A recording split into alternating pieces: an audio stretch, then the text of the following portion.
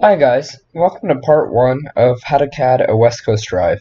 In this first video we're going to go over how to create the basic layout sketch to determine the dimensions of your drivetrain, as well as how to create the box extrusions that are going to basically form the base of your drivetrain.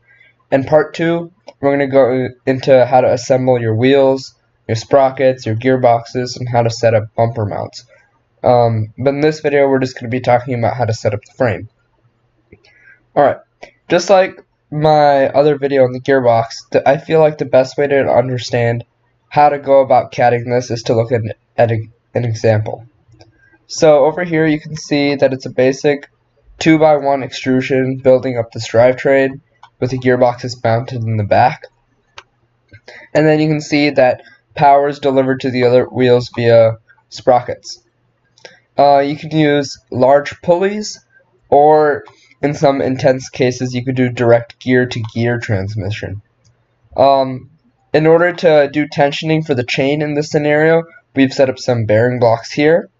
Even if you are not tensioning chain and you're doing belts, you still need these bearing blocks because you cannot put in this bearing directly into the wall of the VersaFrame. It's simply just too weak, and it can't hold up to the loads that go on it during competition. Alright, so earlier you noticed that we did have this bearing block on our gearbox. This is going to be a fixed bearing block. It will not be sliding around, but this bearing block and this bearing block will slide around. So let's first determine what the dimensions of our drivetrain are going to be. So let's start a 2D sketch. Let's say in this competition our frame perimeter is 20 inches by 24 inches. Alright, and we decide to take the long configuration, meaning that our wheels are going to line up here and our wheels are going to line up here. So what we need to determine is basically how long we can make this drivetrain, or what are the dimensions of the box extrusion. So the first thing I'm going to do, I'm going to put this in construction. So you'll see why I put this in construction. It just makes the visibility of other lines a lot better. Alright, so I know I want a bar running across the back like this and like this.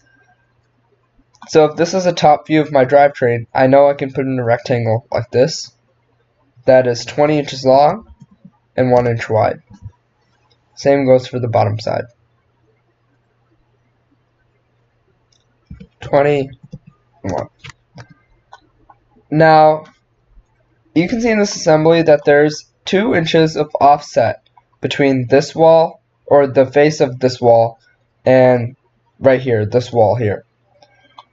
This is to allow for the wheels. So you can see here, if I do a side view of this, you can see that these wheels just slightly protrude past the 2-inch walls.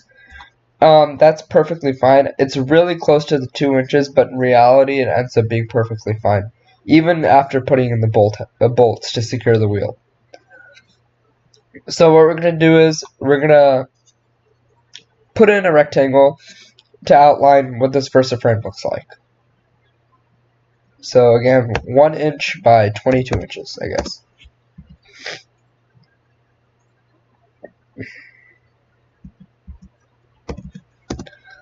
Alright, and now we can offset this from the outer wall by 2 inches.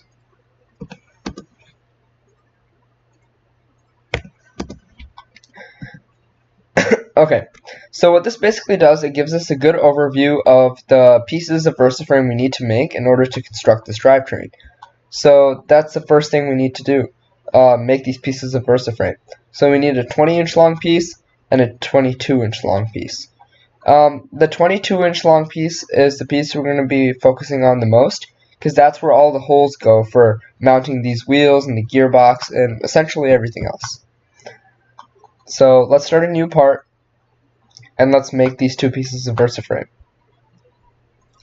So just like any other VersaFrame, it's going to be a 1x2 tube, offset here like this, and we can extrude this to 22 inches.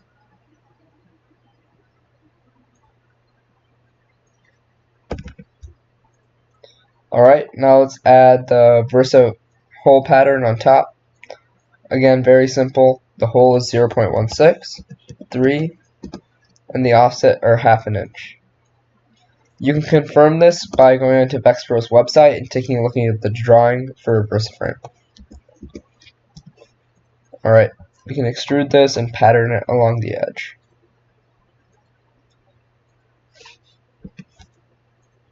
Alright, rectangular pattern, select the hole, select the direction, which is the edge, not the face, and then we can repeat this 22 times. Perfect. And it should be going through both sides. Alright, so that's going to be our 22-inch long piece that's running across it like this. Let's save this.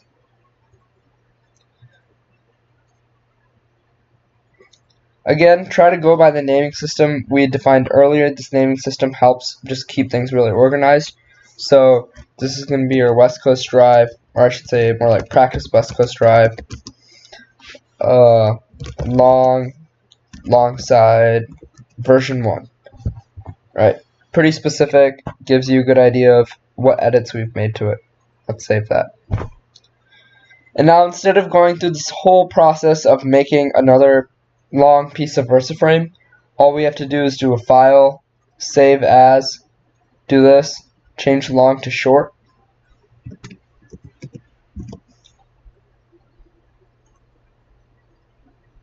and then we can just change our extrusion simply to 20 inches instead of 22. I just double clicked on extrusion, double click, edit, okay. And you can see the holes also automatically updated. Alright, fantastic. Now we can move on to basically fabricating or CADing the holes that go into here. The last thing we're going to go over is the mounting holes, which you see here. This mounting holes we're going to do on our CNC, and I will show how to cam holes for CNCing in a later video. But these holes just make for easy mounting for any mechanism we want to put in a robot. Okay, let's begin by looking into the long side, because the long side is where all of our holes, all of our gearboxes, that's where everything's going to go in our robot. So let's open that up.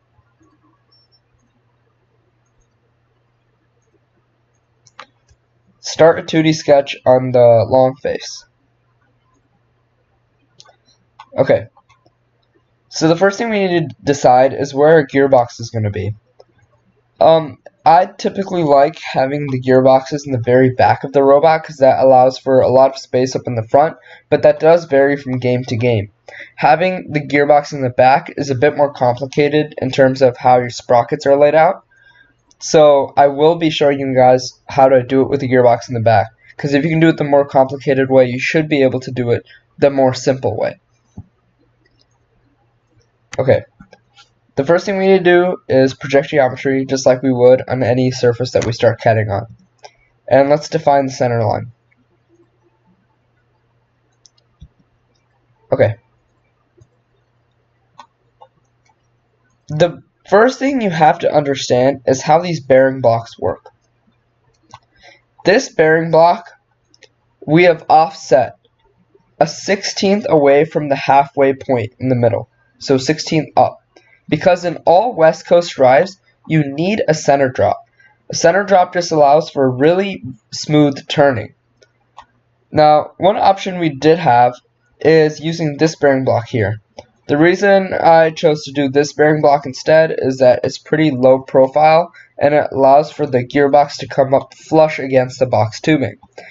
As you can see, if we use this one, we'd have to offset it slightly. And in my opinion, that's not the slickest way of doing it. These bearing blocks function by giving you an offset or a drop center within it.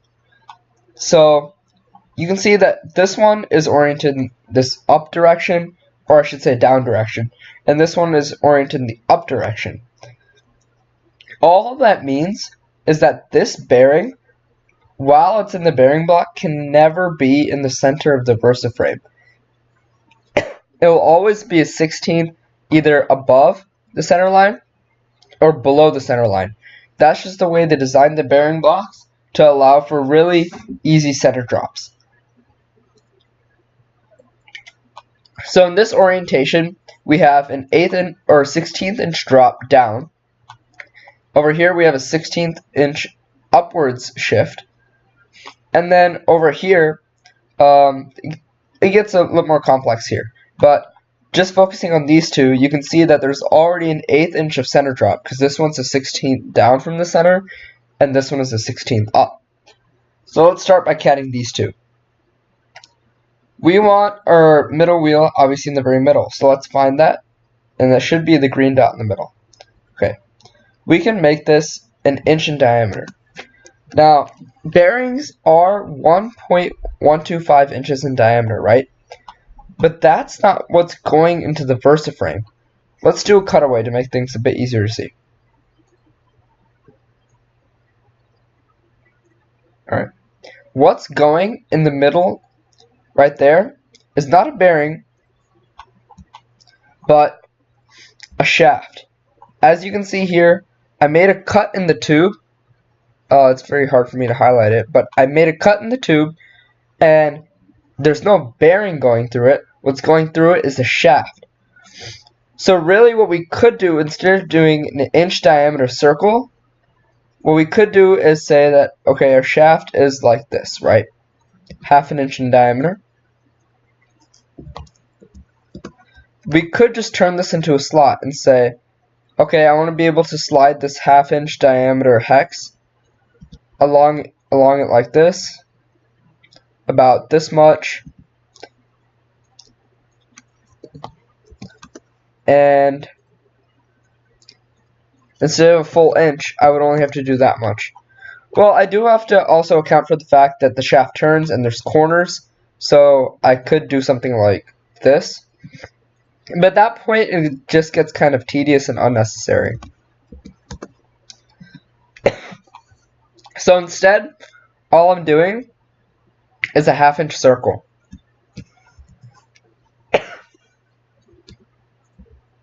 Sorry, not a 1/2 inch circle, an inch diameter circle. And that allows for the shaft to slide between here and here. So our 1/2 inch shaft on the bearing block can slide side to side within the hole. Alright, so as you can see, I place this 1 inch circle on this midline, which is not where the shaft actually is. The shaft is actually shifted a 1/16 of an inch down. So just for visual representation, let's do that. Let's offset this line a 1/16 inch.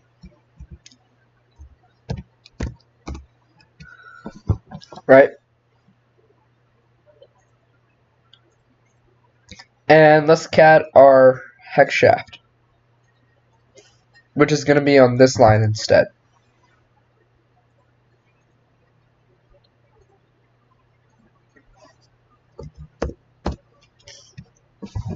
Right. So this is going to slide along the line like this on our bearing block. So it works out perfectly fine for us to just do it in the middle. Makes for very easy machining. You don't have to do any offsets, it's just go straight to the center. Alright, so it gets harder on this end. We do not have to do it with a 16th down or a 16th up on this end, because just like I said before, the bearing is not going in the tube. The bearing does not go in there, so the offset doesn't matter. What's going in there is the shaft, and all this is a clearance hole. This is a clearance hole for the bearing block, for the shaft to go through it. The harder part comes in determining the distance between the wheels. So let's first sketch out what the wheel diameter is. So we're going to be using a 4-inch wheel.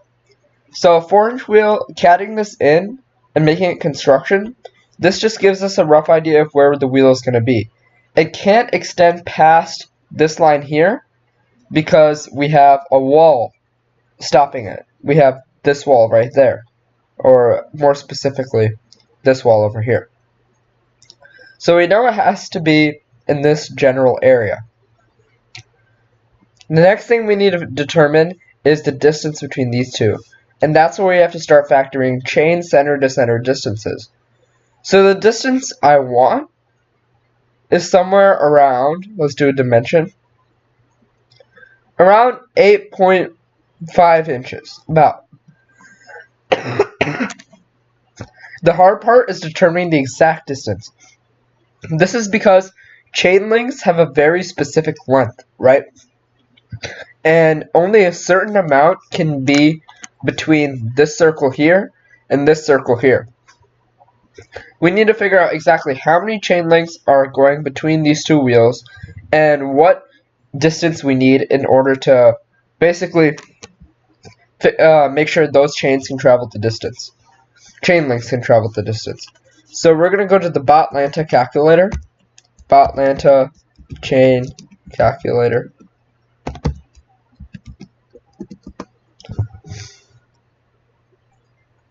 First link. So you can see it gives you two things to work with. You can either calculate the sprocket center distance or the chain length. We want to calculate the sprocket center distance, right? But we're going to use the chain length calculator, and you'll see why just in a sec. So our chain pitch is dependent on what type of chain we use. If we use number 25 chain, we'll be using 0.25 for the chain pitch. But if we use number 35, the more robust, bigger chain, we'll be using 0.375, like this. But we're using number 25 chain on our drivetrain, so we're going to do 0.25. Our drive sprocket teeth is going to be a 16-tooth gear, and I can show you guys on Vex Pro. They do sell these, and this is what we're using in our gearbox. So let's go ahead and take a look at these sprockets. Did I skip over them? Right here, number 25 sprockets. You can see that there's a 1/2-inch hex bore 16-tooth aluminum hub sprocket. And our driven sprocket is going to be the same size, 16 teeth. Our center distance is the distance that we want. That's what we're looking for, right? So I want 8.5. Compute. What you're looking for is an even number of links. I don't mean a nice integer number. I literally mean an even number. So if this was 85, that would not be good. I want an even number. So 84 is fantastic. That is exactly what I want. If it was 85 or 83, I would have to mess with this number, so change, say, 8.5 to 8.75 until I got that nice even number. Again, I'm getting a nice clean number of 86. The reason I want an even number is so there's an even number of chain links running across the top end of the sprocket and the bottom end of the sprocket. There's no like one odd link in the middle. So 8.5. So now let's offset this wheel from this wheel, 8.5. Now, although the calculator gives you an exact number of chain links and the exact number of chain distance, center to center distance, we still need these bearing blocks. These bearing blocks are essential because they make up for manufacturing tolerances. Say every tiny little chain link was slightly offset by 0.01. That's going to add up over those 84 links, and that's why we need the bearing block in order to ensure that it makes up for those tolerances. Now the hard part is doing the circle over here. Let's take a look at this bearing block. This circle here, I believe, is 1.5 inches in diameter. So its radius is 0.764, so let's just open it up and confirm this. I believe the entire diameter is just going to be 0.15, which it is. Alright, that's good. Now going back to here, we know that since this bearing block is going through our drivetrain, we need to make the hole 0.15. Unlike this hole over here, that's essentially just holding the shaft, this one is holding the entire hub. It's holding this entire piece. So this needs to be extremely precise. So we need a 1.5 inch hole somewhere on our drivetrain, right? This 1.5 inch hole needs to also be shifted for the center drop. So remember, this is our center line. This is going in the middle of our VersaFrame.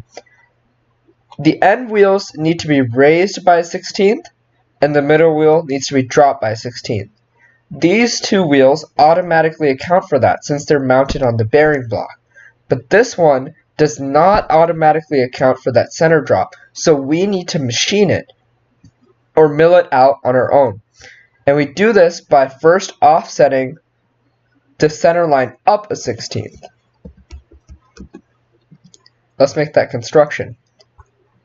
Alright, now this circle, we can drag it and place it on this line. This is where this hole is going to be. As you can see, it is a 16th up from the center. This one is just in the center, but the shaft is shifted down. And this one, I can CAD this in, the shaft will be shifted up.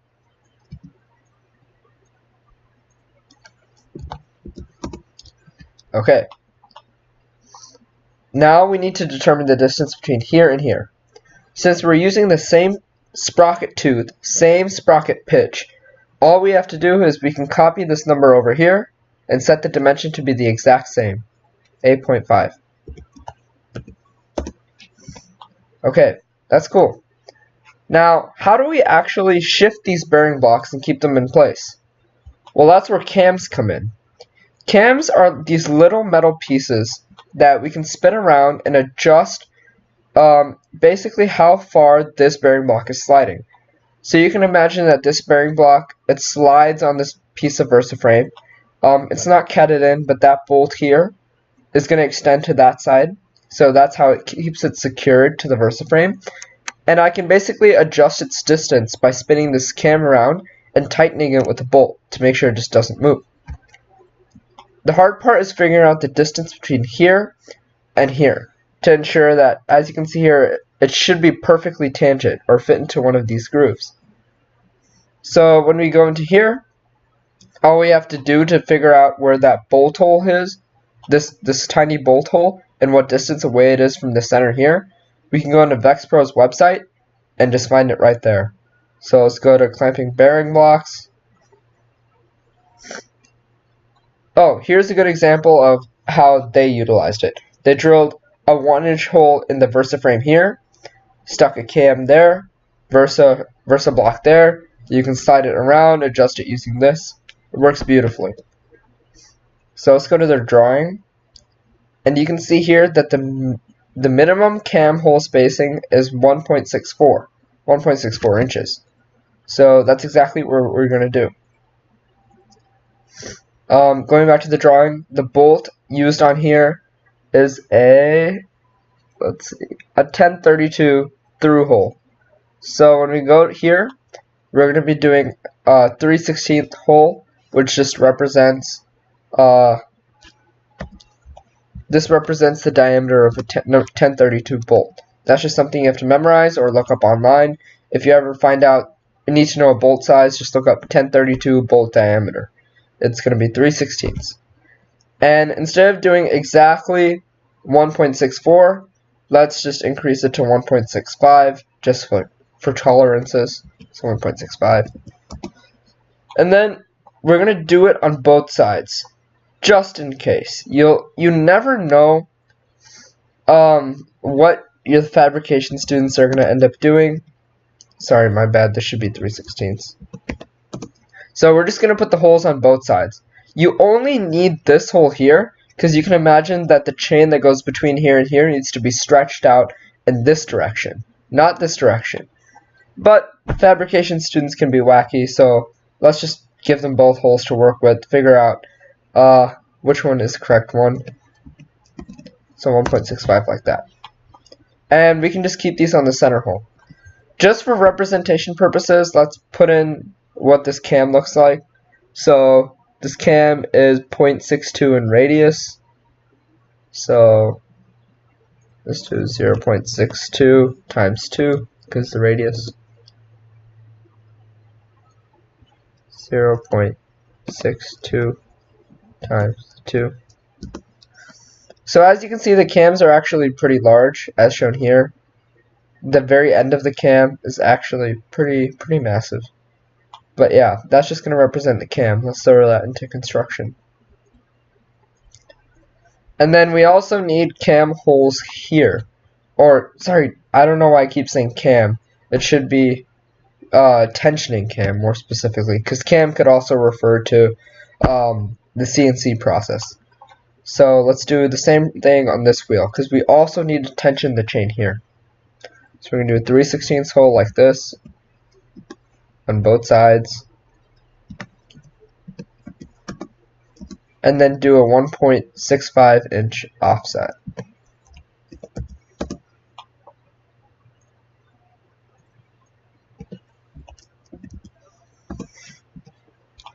Alright, so now all of our holes have been made, except for the mounting hole for the gearbox.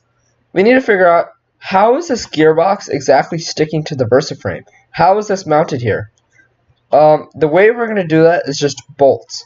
So you can see here that these two countersink bolts here and here, they're passing through the drivetrain and going to the drive gearbox, just clamping the gearbox onto the VersaFrame. That, again, we can find that on VexPro's website. I believe it's this drawing that we're looking for. No, not that one. This one. Yep. And you can see the hole spacing is just the standard Vex hole, bolt hole like spacing, which is on a 1.875 bolt circle. So what we can do is go to our VersaFrame, add a 1.875 inch bolt circle on the same hole, make it construction, because it's not part of our final design, and add those 3/16 holes.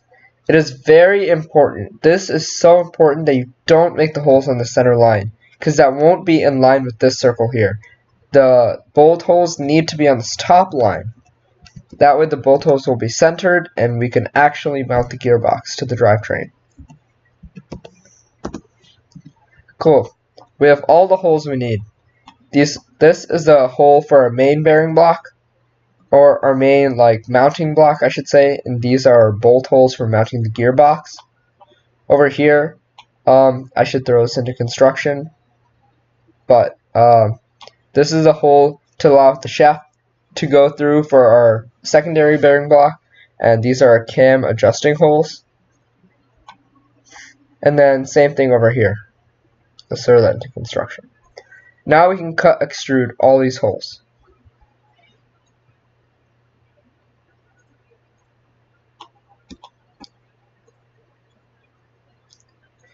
These holes are going to either be made on the CNC router, or they're going to be made on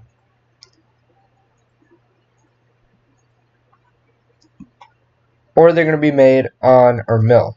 So I would assume that this hole, the larger holes, this hole here, this hole, and this hole are going to be made in our mill with a 1.5 inch and 1 inch bit, and then these smaller holes can be done in our CNC.